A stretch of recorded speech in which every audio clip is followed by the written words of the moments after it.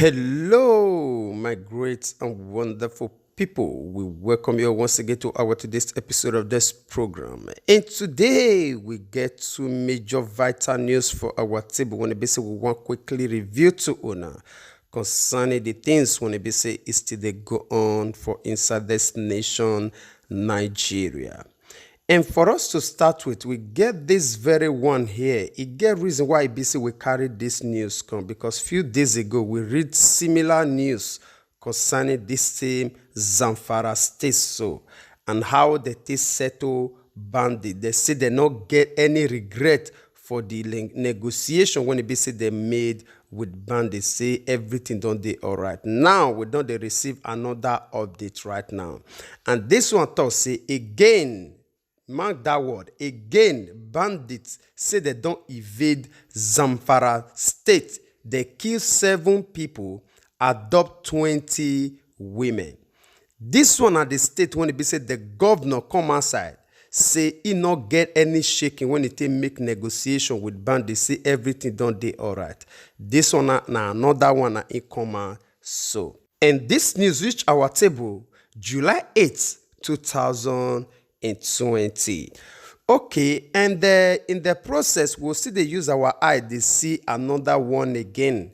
When it be say we still receive this one to say Igbo say they be co-owners of this land, Nigeria. Say we not go leave this Nigeria for anybody. This one at the word when it be say Ohaneze Ndigbo release, and this very one reached our table on the 8th of July 2020. Now all this one would use our eye they look for the cause of this program. I will beg una say make una dey patient with us because it get much to this news when it be say we want quickly review. As you do so, God Almighty will bless you in Jesus' name. Amen. All right, may we go straight to the details of this news. And as we put our hand there for inside this matter, the Comicus understand say bandit say they struck again for Zamfara state as they kill 7 persons and kidnap 20 women for Danfasa village. Dansa Dao Emirate of the Maru local government area for inside the state. And still, they can tell us say they burn many houses for inside the same village and as well they kill many animals.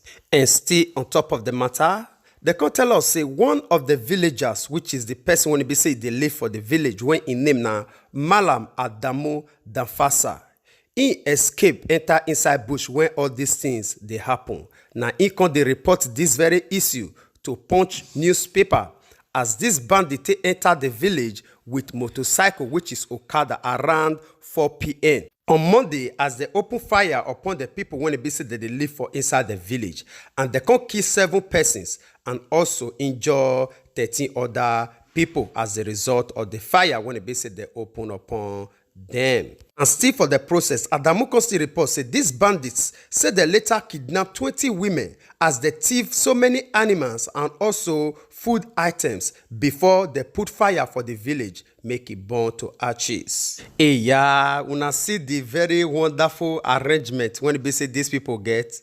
They kidnap the women, they come thief food items, thief animal journal. As they carry animal, they prepare the food item, they eat. They will come carry the women, they step down.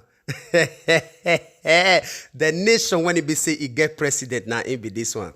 Make una not worry, we will settle down together for the comment session as we move on again. And still on top of the matter, this Adamu Consti report again say this bandit say they remain for inside the village since on Monday and say they not leave because no pressure, nobody when it be say it disturb them. No security agencies when it be say they come around, no police, no army, nobody. Because why? The nature of the road say it did bad well. Still according to this man Adamu, say the villagers say they try their best to make sure say they defend themselves. But this bandits say they overpower them. And because why? They get sophisticated guns, weapon when it be say they carry follow body. And for us to conclude this matter, this Adamu Consti add again say as we dey talk so, this village, it be like desert where nobody dey again. Why? Because a lot of people run enter bush because of the attack of this bandit. And not be only that one, so many others say they still run enter other village when it be say e near them. When it be say they see they call Mai Rai Rai village. Adamu Kosi express his own worry, in feeling, in concern concerning the children when it be say they still run enter bush. Say this one are waiting the border around when it be say even their parents, they never even see these children.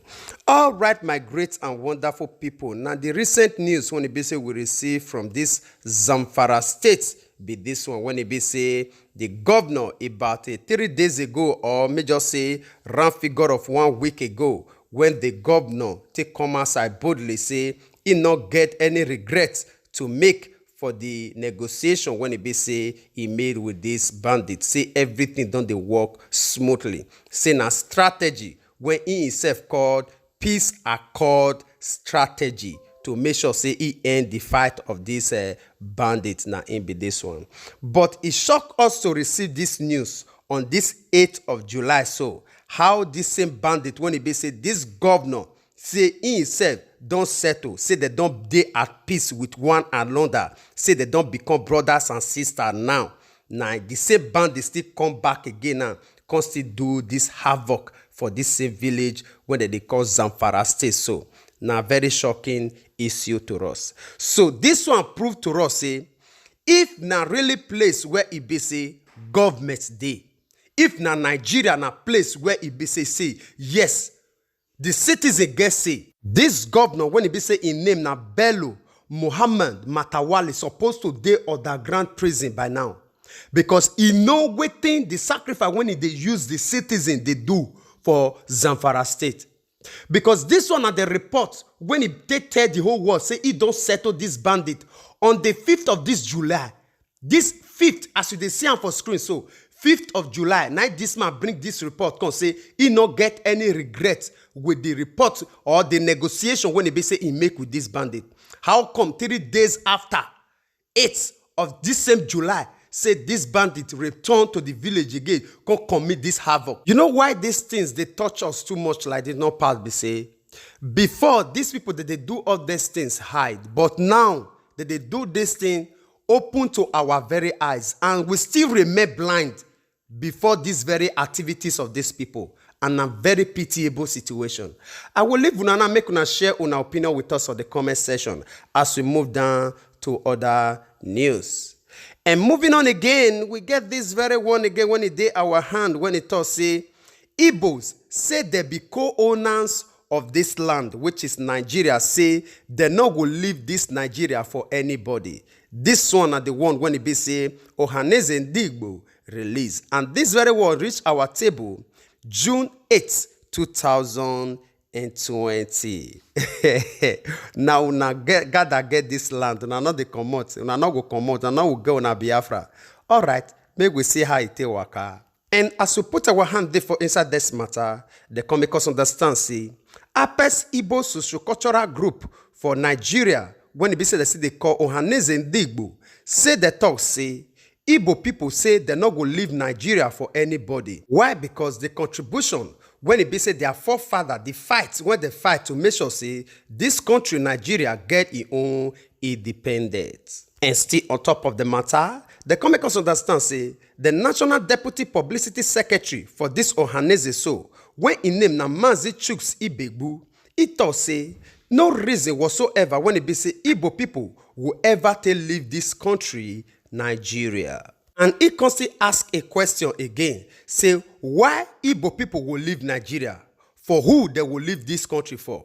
Whether they will leave this country for people when it be say they be foreigner, when it be say they enter this country, can't settle, whether na Igbo people will leave this country for? No way.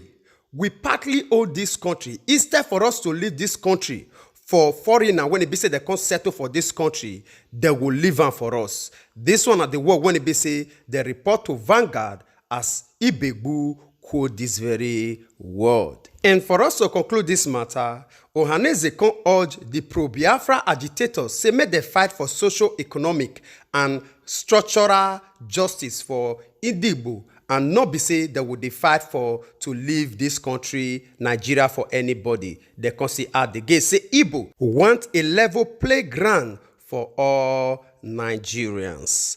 All right, my great and wonderful people. Now, only this one will fit take from this news when it be say it come from Ohaneze Ndigbo. When they talk, say they not will leave this country, Nigeria, for anybody. See, now the God that owe this nation, Nigeria, say for them to leave, the foreigner, when it be say they refer to as the Fulani herdsmen, say they will leave for them. Now, it be this one. And before we will leave, una make una share una opinion with us for the comment section. One thing we want to try to talk here, not pass be say, as the talk say they be co-owner of Nigeria, now so Fulani see themselves as the co-owner of Nigeria. One thing when they're supposed to realize, this Ohaneze Ndigbo supposed to realize, say, these people, the upper hand, right from the day when they structured this country, Nigeria, to be one entity, the upper hand, when they say they give to this Fulani herdsmen, when they call the foreigner, so it big past their own, when they see themselves as the indigene. They be there right. As the be say, they say, now they be the indigene of the land. Yes, they right. That is the reason why they need to fight for their own right, to have their own permanent ground, as they get before this white men come restructure the nation, bring the Easterners and the Westerners together and amalgamate them together to be one entity. Now, waiting they're supposed to realize. Now, only waiting will give them that fair ground, as the talk say that they fight for the fair ground, level ground for all Nigerians. Because if you get this vision, say you want to fight for level ground for all Nigerians, for this very shallow ground, when it be say all of us this, so 100 years to come, this vision no will ever come true. So now the time when it be say their awareness, their mentality is supposed to come to this level. So may they join hands with this Biafra. So may we fight for our rights. And another thing when it be say these people supposed to come to awareness of, not be say this Fulani herdsmen, they don't know say they be foreigner for Nigeria. They come to conquer. They come to conquer, to dominate. Yes, now waiting they come for be that one. They come to conquer, to carry Nigeria as their own. That is why you see say, as they come, they enter the northern side. They settle, they not rest there. They dominate, they go. Yes, now so it just be. So for you to talk, say now we gotta get chance, say, yes, just ready for war. Now, just the plain true be that one. Let everybody ready for war. And if you want ready for war, let it be that your vision for that war to be, say, we want fight to make sure, say, we get our own original ground. The original ground, when it be, say, you or the Ndigbo gets before, not pass, be, say, before this amalgamation, nothing like Nigeria. There is something when it be, say, they call Biafra. There is something when it be said they call Edo Kingdom. There is something when it be said they call Ododuwa Kingdom. As they see also get something when it be said they call Arewa Kingdom. So now so it be. Now the vision when it be said they're supposed to fight back to the original source. Now it be that one. So not be you for you because Nigeria not be the original plan. Not be the basic plan from the beginning. Now the idea of this white man, which is the British, now he bring this name Nigeria. Now, through amalgamation, and he bring this name Nigeria, join the southern part and the northern part together. So, why una can stand on that ground now say Nigeria now our regional own? Well, it don't make sense. So, I don't really know whether my own vision really go alongside with every other people's vision. This is just my own opinion. I will still leave una make una share una opinion with us for the comment section. Say, this vision, when it be said that they get, when it be said that they fight against Biafra, say, Biafra agitators say they don't know what thing that they do when they take the act for their freedom. Say they want to get their own nation as Biafra. Say na bad idea. Say then they say now they don't know what thing that they do. All right, make una share una opinion with us on the comment section as well. I will beg una say make una help us to share these broadcasts so that we will still reach our brothers and sisters all over the world. As you do so, God Almighty will bless you all in Jesus' mighty name. Amen. All right, I will see you again when I see you. Remember, we love you all. Bye-bye.